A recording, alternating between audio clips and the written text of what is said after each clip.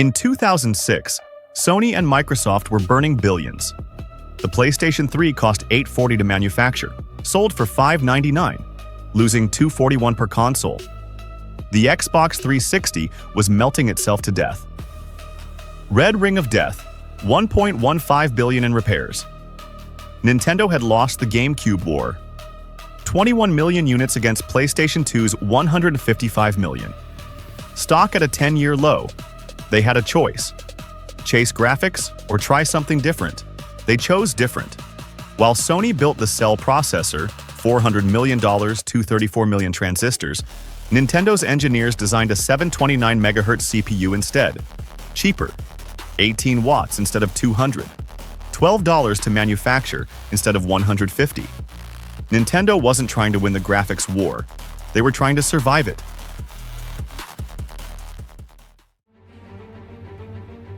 The Wii Remote weighs 143 grams, 15.5 centimeters long. Inside are 3 chips that changed everything. First, an ADXL 330 accelerometer from Analog Devices. 3-axis motion, sensing at 100 Hz. It detected every tilt, shake, and thrust in 3D space. Cost, 80 cents. Second, a PixArt infrared camera. 1024 by 768 resolution, tracking 4 LED points from the sensor bar. It calculated distance and angle in real time. Cost, $1.20. Third, a Broadcom Bluetooth chip, wireless at 10 meters. Cost, $150. Total cost per controller, $5. They sold it for $40. But there was a problem. Accelerometers drift. IR cameras lose tracking. Nintendo's solution, sensor fusion. Combining both inputs, cross-checking 60 times per second, filtering noise through a Kalman algorithm. It wasn't perfect. The cursor drifted sometimes. But it worked consistently enough that your grandmother could swing a tennis racket and see it on screen. That $5 controller became the most important interface Nintendo ever built. The Wii's processor, Broadway. A PowerPC 750 from 1997. IBM fabricated it at 90 nanometers, later 65.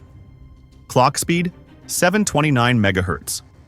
Power draw, 8 watts. Cost, $12. The graphics chip, Hollywood, came from ATI. 243 megahertz with 3 megabytes embedded memory. It output 480 progressive, not 720, not 1080, standard definition. Cost, $8. Memory, 88 megabytes. Optical drive, custom Panasonic, reading Wii and GameCube discs. $28. Shell. Injection molded ABS plastic, 2 millimeters thick. $12. Power supply, 45 watts. $8. Foxconn's Shenzhen factory assembled each unit in 47 steps. 11 minutes per unit. Labor, $24. Final cost, $158. Retail, $249. Profit, $91 per console. Sony lost $241 on every PS3. Nintendo made money from day one. The Wii wasn't engineered to be powerful. It was engineered to be profitable.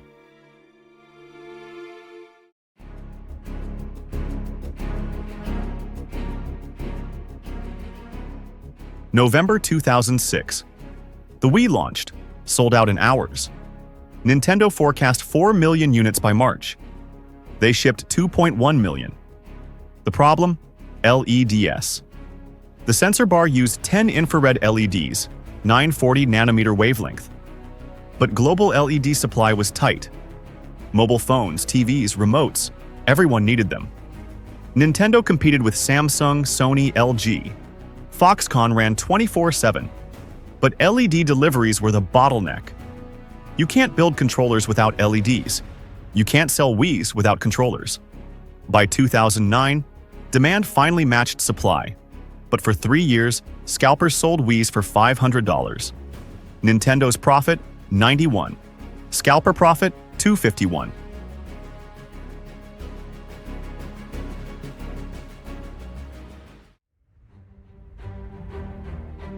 The Hollywood GPU couldn't do shaders, no normal mapping, no HDR lighting.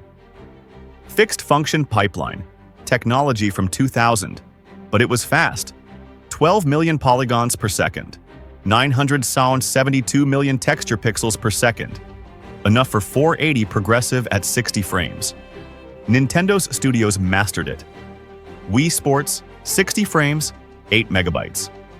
Super Mario Galaxy, custom lighting, vertex colors instead of complex textures.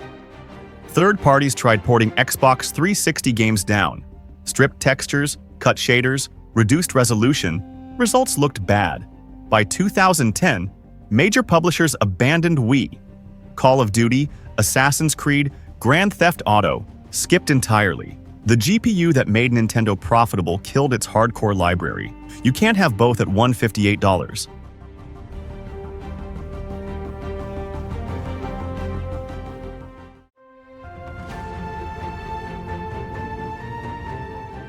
(2009) 26 million units, peak year. 2010 20 million, 2011 15 million, 2012 9 million. The games didn't change. Wii Sports launched 2006, Wii Fit 2007. By 2011, people stopped playing. Mobile gaming happened. iPhone, $199 with contract. Angry Birds, free. Casual gamers left consoles for phones. Nintendo's response, Wii U. A tablet controller with 6.2-inch touchscreen, accelerometer, gyroscope, camera, NFC. Cost to make, $140.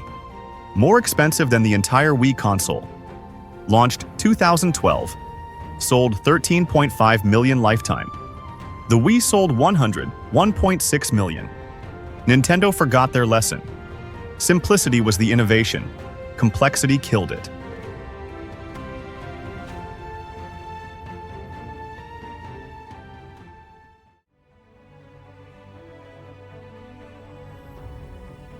Final count, 101.6 million Wiis. At $91 profit per console, $9.2 billion in hardware profit. Sony's PS3 lost $3 billion. Microsoft's Xbox 360 lost $4 billion. Nintendo made more than both combined. But here's what mattered more than the profit. In 2006, the industry believed gaming's future was raw power. More transistors, more cores, more of everything. The Wii proved that wrong. A $5 controller and an 18-watt console outsold the most powerful machines ever built. The lesson wasn't about graphics or processing power. It was about understanding what people actually wanted. Sometimes that's power. Sometimes it's pure simplicity. The hard part is knowing which. Sony was watching closely. After losing billions on PS3, they learned something crucial, and their next console, the PlayStation 4, would be built entirely on that lesson. Next time, how Sony turned their most expensive failure into their greatest success. The console that learned humility,